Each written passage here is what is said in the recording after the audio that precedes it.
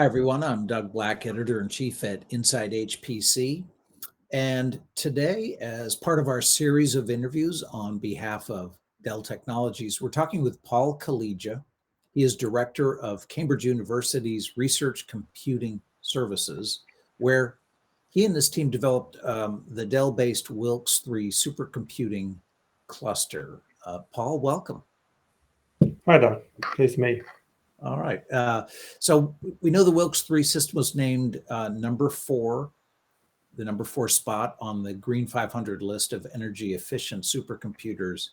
Tell us about the focus on green at Cambridge. Yeah, and that's a good question, Doug. So yeah, green issues are really high on the university's agenda currently. The university has set a very aggressive carbon zero roadmap where it wants to really drive down its energy use across the whole estate. And of course, supercomputing, when you look at the university's top energy users, supercomputing is up in the top 5, list of the university. We suck more energy than a large department. So there's a lot of focus on what can we do to lower that energy cost, lower that energy consumption.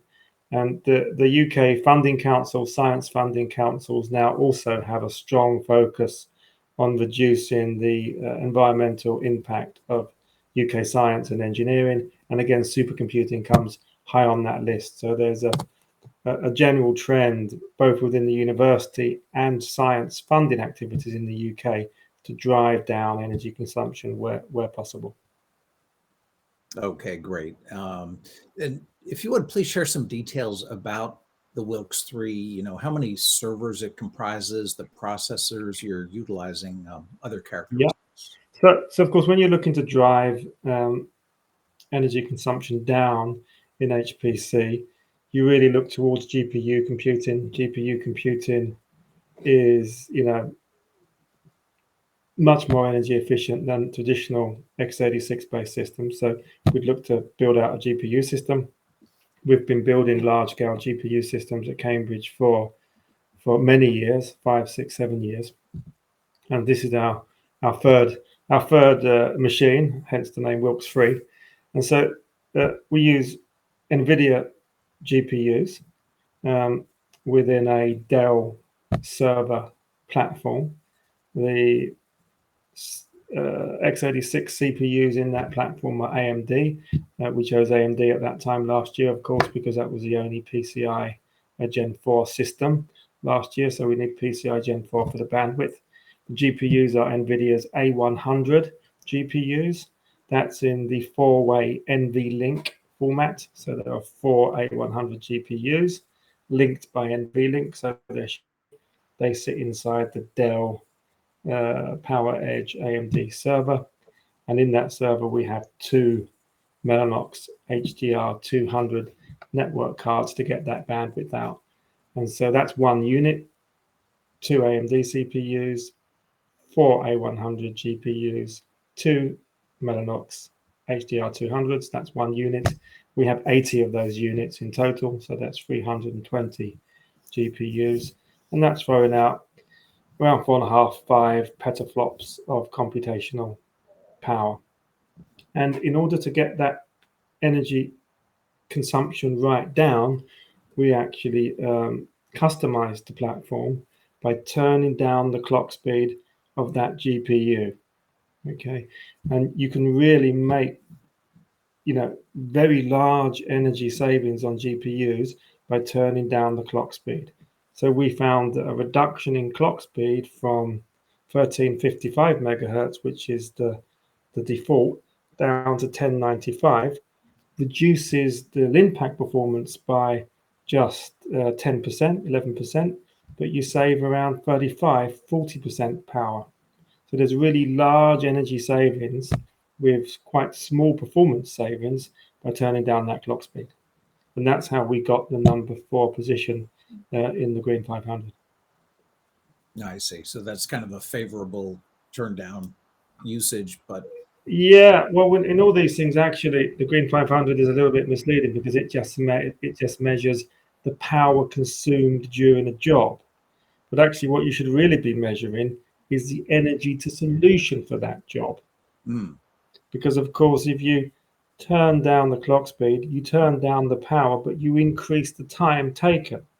So just a measure of the power during the job doesn't tell you what you want to know. What you want to know is, does the power reduction, when you look at the whole length of the job, have you consumed less power or not? And that's what we really look to do. Yeah, as you save power, time to solution goes up. Yeah, and I guess my point is that as you turn on clock speed, there's not a corresponding loss in power. It actually is a favorable. It's favorable because, of course, this is old, well-known physics, right? So the energy is related to the clock speed squared. The time is related to this linear clock speed. So you save more energy than the time. You save more power than the time increase. Right. Yeah. So this squared relationship with clock speed is really quite useful.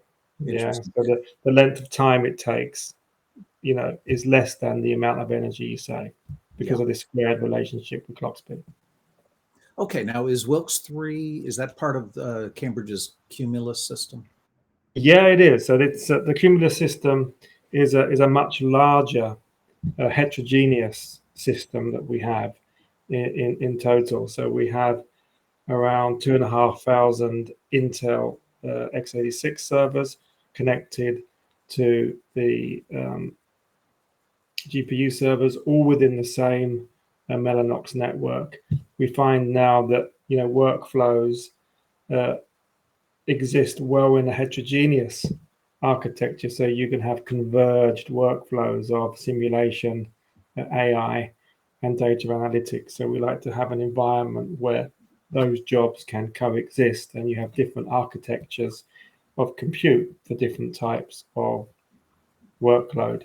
And another facet of the Cumulus system is that we run this within an OpenStack cloud native environment. So the whole of that infrastructure, the full 10 petaflops, is presented via an OpenStack cloud native interface. And that really increases the flexibility of the system. So we can let different stakeholder groups have their own customized tenancies within that cloud native environment. And that's a very important part of the way we provide services to our users. Okay, so now tell us, how does Wilkes3 fit in with the Open Exascale Lab? Yeah, so the Open Exascale Lab is an exciting new initiative funded by Dell and Intel. It's quite a large investment into Cambridge to hire around 20 engineers to look at a whole range of activities that come under this totem of exascale. I mean, exascale is a good totem.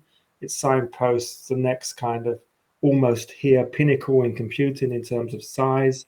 But of course, to deliver exascale practically, especially outside of the few,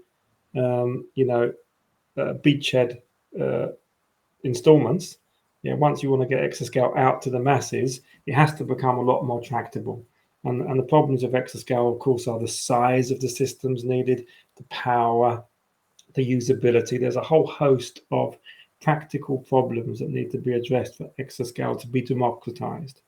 And so Dell and Intel are funding us to look at a whole range of these pinch points in terms of making exascale technologies usable, by the masses. And of course, one of those pinch points, as I said, is the power. So energy consumption of exascale systems is an issue. And we're looking at that with a number of technologies. Of course, just turning down the clock speed that I mentioned is a very blunt tool. And within the Open Exascale Lab, one of the things we're looking at is using Intel's GOPM technology that actually enables you to monitor real time within the system what's going on in terms of energy consumption and utilization. And you can turn the clock speed up and down real time within the process, core at a time. So you can turn some cores down, allow other cores to go up. So there's much more finer grain ways of changing the clock speed of particular elements of your infrastructure in response to what's going on. And that's one of the main activities in the lab that's focused on energy consumption at the moment. That's fascinating. I would assume that's workload dependent, kind of a. It is workload dependent, and it's also that timing within the workload dependent, because of course a particular application at different times in its execution is doing different things at different times. And GOPM monitors that and can turn down the frequency of cores that are not being used, and you can use that frequency saving, in different ways. You can bank it and do nothing with it and save the energy, or you can allow that energy saving to turn other cores up. So actually with GOPM, you can have both ends of the stick. You can save power and make your application go faster at the same time.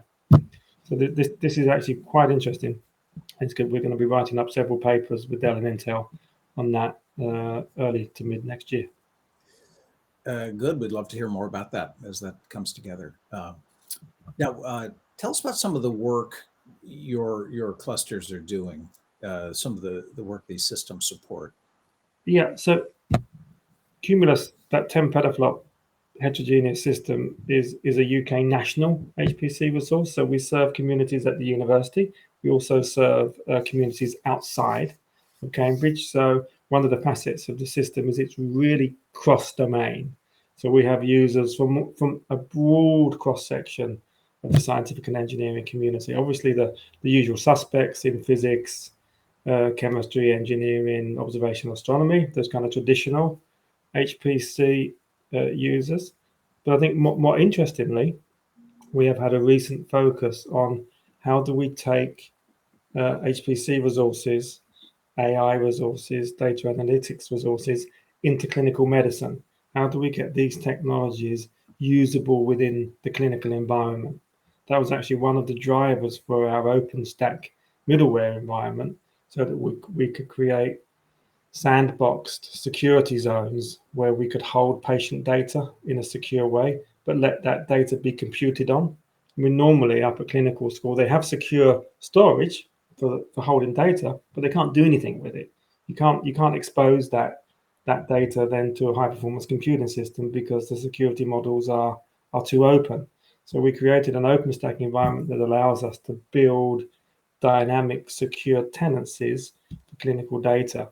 And now we see our resources being used in many areas in clinical medicine, from brain image analysis to cancer genomics. Recently, of course, there's been an awful lot of COVID work. So Cambridge supports a lot of the UK government's modelling activities for COVID. We do a lot of COVID work up with the hospital in profiling patient data and analytics of COVID. We do a lot of modeling work with people trying to do drug discovery modeling of COVID. And really, COVID is just a good segment of the work that we've been doing for years, but COVID puts a big spotlight on it. And of course, the urgency of that work is important. So you have to have workflow environments that can push those jobs up to the top of the list to get them through the system quickly. And that's where Scale really comes in useful to get that workload done urgently. Okay, yeah. My own opinion is supercomputing HPC is an unsung hero of COVID-19. Yeah, a lot of great work on that, especially in the States. I do a lot of work with the guys at TAC, and Dan Stasioni and the work being done over there, and that's a real showcase of what can be done at scale. Of course, TAC system is another order of magnitude up from our size of systems, and you can see that the scale really matters when you need to do things quickly and you need to do things urgently. Yeah, great stuff. Okay, well, we've spent a little time with Paul Calleja at Cambridge University on behalf of Dell Technologies. And thanks so much for your time today, Paul. No, you're welcome. Thanks a lot.